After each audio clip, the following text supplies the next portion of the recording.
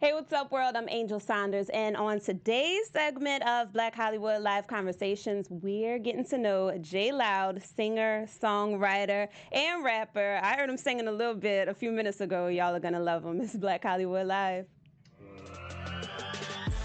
You're tuned into Black Hollywood Live, the world's first digital broadcast network devoted entirely to urban entertainment and pop culture. Tune in right now. Hustle type stuff.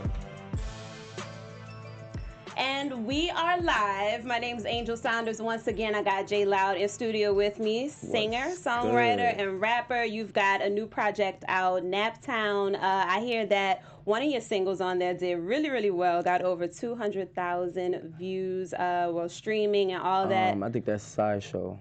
Sideshow? Yeah, I think that, yeah. Okay. Either that's Sideshow or Ice Cream. Yeah, that's the one I'm talking about. We're gonna get into that because you actually took from a classic movie with that. But yeah, let's talk about your project that's out right now, Naptown.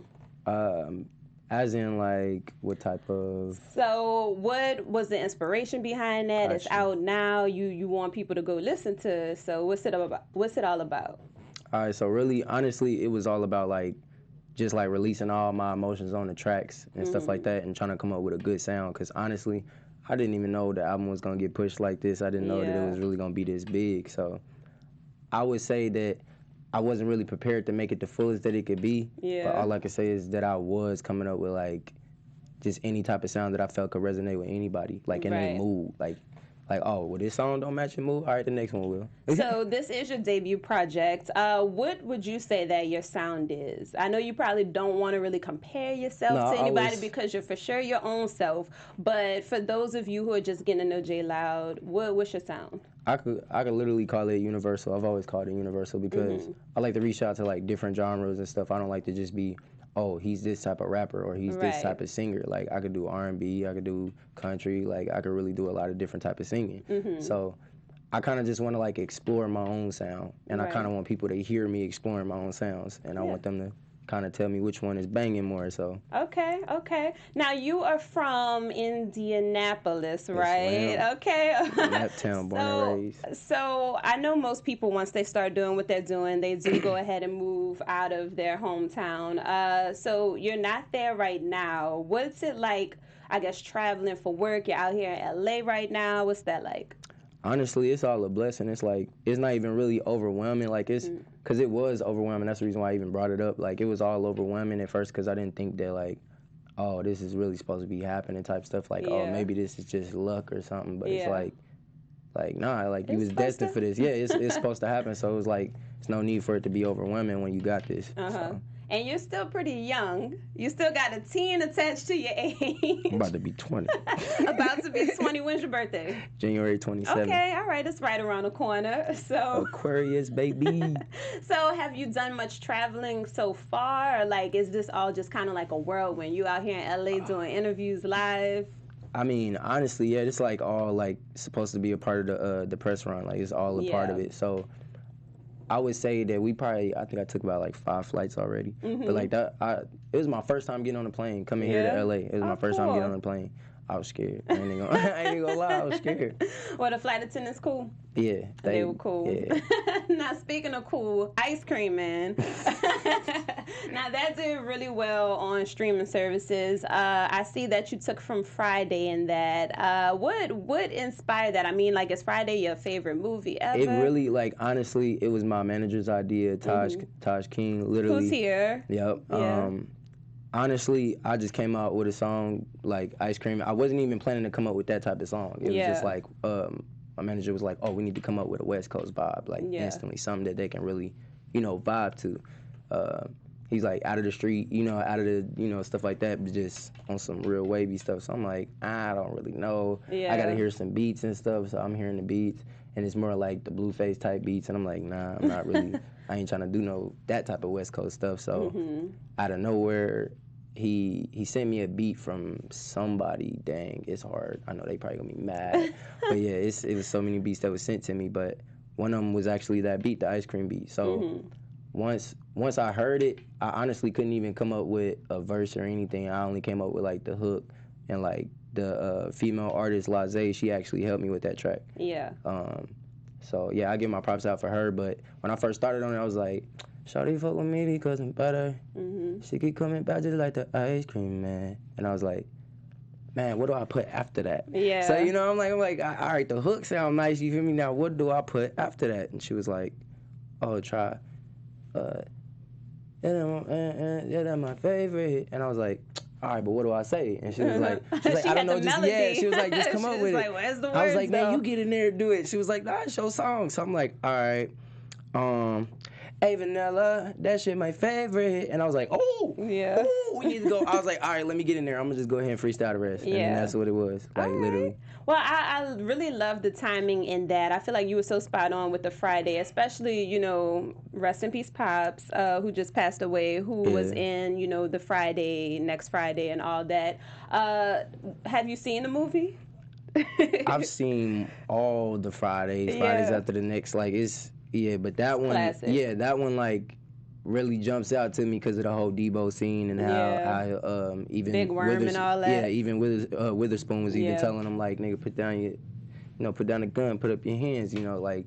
True. It was a lot of lessons that was in that movie versus the other ones that was after that. The other ones is kind of like, you know, just a sequel, you know, like, oh, let's continue the, you know, the season type stuff for the movie. Yeah. So, but yeah, the first one with the big worm and the ice cream truck, that was literally like a good idea. It wasn't my idea, but once it was presented to me, I was like, you loved it. Yeah. I'm like, yeah, my song is called Ice Cream. I'm like, what you mean? Yeah. Yeah. It was like, you want to be Big Perm? I mean, Big Worm? I was like, yeah, I'll do that. I was like, I would go ahead and give me the little curls. I'm about to go ahead and play my role. I did it nice, too. Now, speaking of playing Big Worm, and I saw on your social media you dropping episodes to go along with your music. Do you see any acting, reality TV, anything like that you would ever want to do in your future?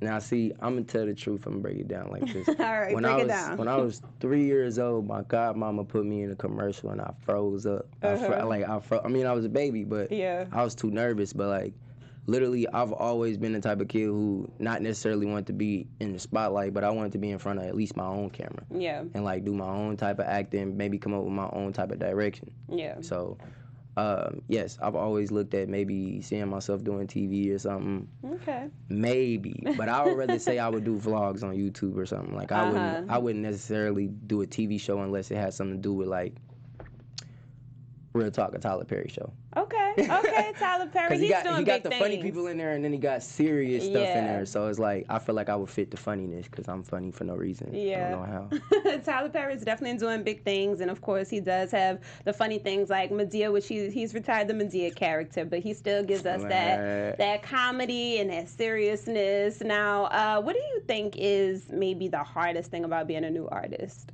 The hardest thing about being a new music artist is trying to get people to actually, like, feel you. Yeah. Like, it's cool to get them to hear you and be like, oh, that's nice, whoop the whoop, but you want them to actually hear your words, and not even necessarily just hear your words, but to hear your expression into the words. Right. And they're gonna be like, well, dang, like, I didn't know you really felt like that, you feel me? But other people, it's a lot of people who listen to my music and actually feel it. Mm-hmm. But it's like some people that's on the side, they just be like, oh, yeah, I fuck with it, yada, yada, yada. It's just like, well, what do you fuck with? Because I got more than one song. So I'm like, and it's like, oh, that ice cream, I like that, whoop, whoop, whoop. I'm like, man, I kind of just want to, get, like, the whole half of the world. Like, I don't even need the whole world. I just need, like, whole half of the world just sit in front of me and just let me freestyle in front of them. Like, okay. And I just, like, from right then on there, they'd be like, oh, yeah. I'm not even a fan. I'm a supporter. Well, I mean, you were singing before the camera started rolling. Camera's rolling now. Oh, no. You gotta pay. It's all right. We don't have to. But yeah, I mean, you're doing your thing. You're getting the streams. You're getting the views. You're out here in LA doing interviews. You got your team with you. Yes, you got some in the room, some outside the room. Yeah, and I think like half of the team is not even here. So right. Yeah, I was about to say we just really like on some business stuff right now. So when you're, I guess, like when you're getting the people that are around you and stuff like that, how do you make sure that you have a solid team? Shoot, really just, you got to actually see for yourself. That's something that you can't even really like try to guess on or try to like pick part, like trying to pinpoint exactly what type of person they are. You just got to actually be around them. Like, go places with them, hang out in front of people with them, see how they react and all of that, and you'll start to see people's characters just step out. Like, you'll just see it step out. Yeah. Like, I done seen people, like, I didn't even know people was, like, the certain type of people that I was being around, like, back then, I didn't even know they would get like that until it happens. Then once it happened, it's like, well, shit, we homies, so I can't just be like, you know, like, if you, bro, you weird, you feel me? Like, it was just like, all right, cool, I just won't speak to you, you know? Yeah, can't have that type of weirdness around. So you're traveling, you're doing this, you're doing that. What's been the most exciting thing? We've talked about the hardest thing about being a new artist, but what do you think is, like, super exciting right now? Getting in the booth. Yeah. Like, getting in the booth and just being able to, like, explore your sound. Like, not like, I've went in there and have written things and stuff like that, but the whole excitement of going to the studio is just being able to come up with different sounds. Yeah. Being able to lay it down on the track and it all fits together and lay up right. So that's literally the most exciting part, and going to shows. Going to shows, being with the guys, and at the studio. Yeah. Anybody you looking forward to working with right now? Ooh. I just did, well, looking forward to working with, because I just did a feature with Money Mills from Tacoma. Like, big person or, like, local-wise? Whoever you want to work with. I mean, because... Let's do big and local, if you could think right now. Local, I ain't gonna lie, I would like to see Travis Thompson on the track with me. Like, I ain't, you know, hands down, I would love to see that type of track. Big wise. Shoot for the stars. Yeah, I was about to say, I gotta go with Polo G. Polo G or Lil TJ. All right. Okay. Well, we are going to put all that into the atmosphere. I mean, your birthday is right around the corner. New Year's right around the corner. Bless up. You know? What are you looking forward to in 2020? I just noticed a lot of people going to say, New Year, new me. What I'm looking forward to is tours. I'm looking forward to tours and stuff like that. So, not only that, but I'm looking forward to trying to get my lifestyle, like, switched over into LA. I'm gonna try to move to LA like next year. So besides those two, I could say I want to come out with a clothing brand. That'd be nice. Yeah, I want to come out with because it's a guy named Oi Brand, like, he goes by Oi Brand and stuff like that. He's hooked up with my managers and stuff like that. So I think I need to talk to him. And yeah, be like, you hey, can get your name on some of the shirts, you know, like, some fan stuff. I'll pay you, you know, you get a little, you know. Yeah. When you start doing those shows, you can have your merchandise with your name and stuff printed. Yeah, so that's one of the big goals I'm looking forward to trying to get done next year. Other than that, I'm gonna try to work on another project and get that done. Also release singles while I'm doing the project. So. Cool. So we're going to go ahead and wrap things up because you're out here in LA. You got a lot of enjoying to do, a lot of sightseeing to do. But is there anything that you just want to go ahead and let people know, you know, your project's out right now, anything that you want to plug on that or anything upcoming? Man, Narco is dropping soon. I ain't going to tell y'all which day it is, but it's dropping soon, like soon, so be in tune. Okay. For those who don't have my Instagram, it's jloud317. My Facebook is just jloud. Twitter, jloud317. Yeah. Other than that, I need y'all to go stream all my songs. I'm not even about to say Ice Cream or nothing.